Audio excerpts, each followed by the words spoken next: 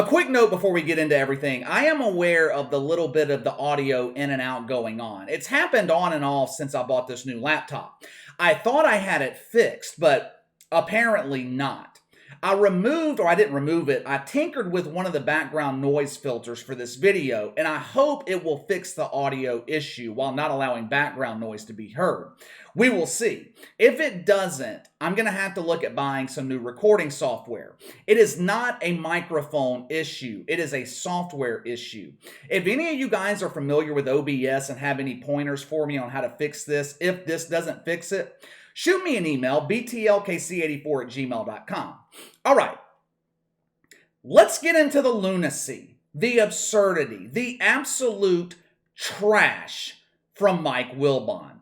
I did a video on Mike Wilbon, I think it was last weekend, and in that video, I kind of took it easy on him. Reason being, I used to respect Mike Wilbon. He used to be one of my favorite talking heads on ESPN.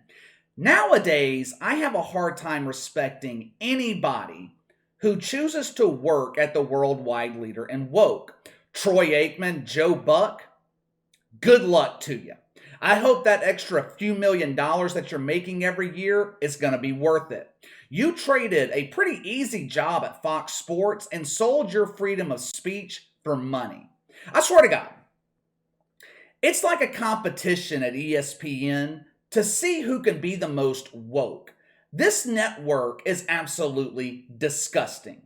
ESPN reminds me a lot of Washington, D.C. Rookie politicians going to Washington, D.C., they go up there with dreams of changing the culture. I am going to get rid of the rampant corruption. I am going to change the political landscape. What ends up happening, D.C. changes them. That fucking city has the ability to corrupt the incorruptible. Jesus would not make it out of Washington, D.C. unscathed. ESPN is the same way. It corrupts people. If you're an aspiring journalist, ESPN should be the last place that you want to work. This is the most corrupt network on television. There are more lies and half-truths on ESPN than all other networks combined. Mike Wilbon used to be a respected journalist, but lately, he has sold his credibility. He has sacrificed his integrity just to be included in Club Woke. Apparently, Mike Wilbon is a recent graduate of Woke U. Once you see the clip that I'm about to share with you, you will see that Mike Wilbon majored in fake outrage with a minor in Kobe propaganda. Let me give you the backstory to this. If you have been following the channel for a while, you already know about Kyrie Irving. We have covered him extensively. Kyrie Irving went from being one of my usual targets of social justice and wokeness to one of my favorite players in the NBA. The media likes to pretend Colin Kaepernick sacrificed his NFL career for social justice, but that's bullshit. Colin Kaepernick traded in a dying career in the NFL for a career as the face of misery and virginity.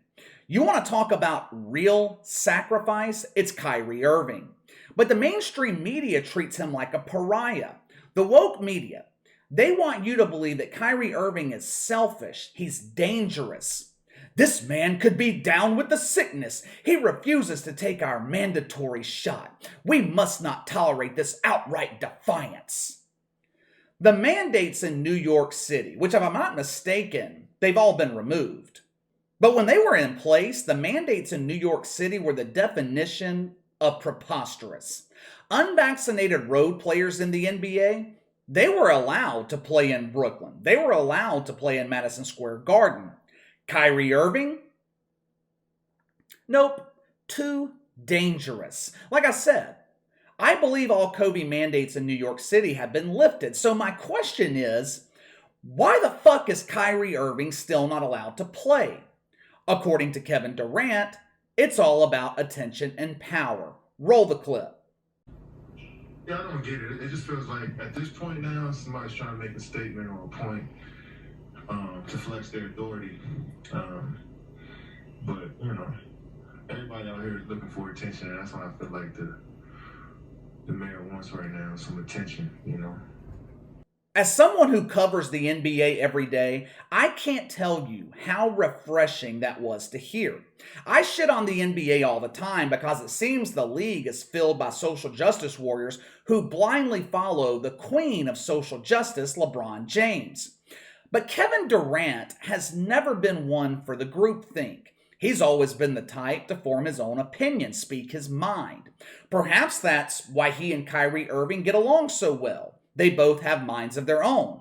Unlike LeBron James, who forms his opinions based on who's paying him the most money. He has a nice, quaint little bedroom in the mansion of Xi Jinping. When the master of the NBA wears out the mouth of Adam Silver, he swaps him out for LeBron James. Please, LeBron, no teeth this time. Get Adam to give you some pointers. For months, the mainstream media has wanted other NBA players to hold Kyrie Irving accountable. Mainly, they have wanted Kevin Durant to talk Kyrie into getting the shot. You know, all 300 of them that are now required. The first, second, third, fourth, fifth shot didn't work. Maybe we can get it right with this sixth booster. No one is worried about the COVID anymore. Just think about it. Have you heard anything about the COVID in the last 3 or 4 weeks? Down here in the South, we have been over the COVID since May of 2020. Took the rest of the country a little bit longer, but you guys finally woke up and realized that you were being lied to.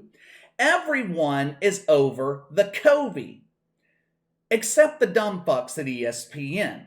Yesterday, after the Nets beat the Knicks, which was a great game, by the way. I know most of you aren't watching the NBA, but we're at the point of the season now where the NBA is getting really good. Most of you don't give a shit, though, so I'll shut up about it. Yesterday, after the Nets beat the Knicks, Kevin Durant made the comments that I played for you just a second ago.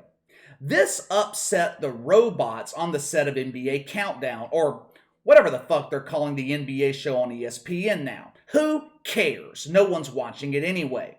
They could rename that show Girls Gone Wild, and they still wouldn't draw an audience. The panel included 3 of ESPN's most loyal shitfucks, Stephen A. Smith, Jalen Rose, and Mike Wilbon. Mike Greenberg, he was there too, questioning his existence at the worldwide leader in woke. Kevin Durant's comments sent Mike Wilbon into woke overdrive. His motherboard started burning. His hard drive began malfunctioning. Executives at ESPN, they were quickly typing the appropriate response before robotic Mike Wilbon caught on fire. Are you ready to hear an example of one stupid fuck? Here we go. Kevin Durant is too aware and too plugged in to say something that impertinent. What's the point of that? Want some attention? You want to call out somebody? Call out your teammate. Tell him to get a shot. Because he's got plenty of them, because he couldn't have gone to grade school in metropolitan New York without vaccines. I mean, all these guys want to be so irresponsible and not accountable enough to look at this dude and tell him, you want to play with us? Put a shot in your arm. The vaccine is not about attention. People died, hundreds of thousands of them, from this virus. And you think the mayor of New York needs to attend to a basketball team's needs, your needs, before he needs to attend to the needs of a metropolitan area, the biggest in America? Are you kidding me? And again, Kevin Durant, there's some knuckleheads who would say stuff like this. I'd probably let it go. Kevin Durant is too smart and too plugged in. Everybody wants to tell you how woke they are, and then I gotta hear something like that? That's offensive. Stop. You know, I mean, I have heard that clip 3 or 4 times by now, and I still laugh every time. It's like ESPN has turned into Comedy Central, except people laugh with comedians on Comedy Central. We laugh at the dumbasses on ESPN. Normally, this role would have been filled by Captain Woke, Stephen A. Smith. Did you notice him in that clip? I know it was kind of hard to see his face because of the closed captioning, but Stephen A. had this face of, Mike Wilbon is stealing my spotlight. I must increase my woke stupidity. Tomorrow morning on Woke Take, Wilbon will steal my role at ESPN otherwise. What makes this even worse ESPN thinks people are still buying into this bullshit. No one is buying the fake outrage anymore. Mike Wilbon said in that clip, "Everyone wants to tell me how woke they are." I don't know anyone like that, do you? People I know look at being woke as an insult. Calling someone woke is like calling them a dumbass. They're one and the same. Mike Wilbon kept saying Kevin Durant was too smart to be saying this. It's actually the opposite. Mike Wilbon is too smart for this. Stephen A. Smith, he has always been intellectually challenged. He's always had to have editors shape up his articles for him so they could be comprehended by normal people. Mike Wilbon always wrote his own articles. Like I said, this dude used to be a respected journalist, but at the modern ESPN, journalism is not respected anymore. The only thing executives at ESPN care about, can you compete in our competition to be the most woke? Mike Wilbon said he was offended by Kevin Durant. "This offends me. I am outraged." After this segment ended, Stephen A. Smith, Jalen Rose, they ran over to Mike Wilbon and gave him a nice woke hug. Have you ever seen a woke hug before? If not, I will describe it for you. Jalen Rose, Stephen A., they embraced Mike Wilbon, and as he cried his woke tears on their shoulders, they each put one hand on his ass. Then they went into the back offices of ESPN and checked Twitter for validation. Fuck Mike Wilbon and fuck ESPN. Over the weekend, Bill Maher was a guest on Ben Shapiro's show. Odd pairing, right? Bill Maher has been slamming the Democratic Party lately, and it's because of shit like this that we constantly see on ESPN. The average American is tired of the woke bullshit. Social justice has been rejected, yet ESPN continues to shove it down the throat of what little audience they have left.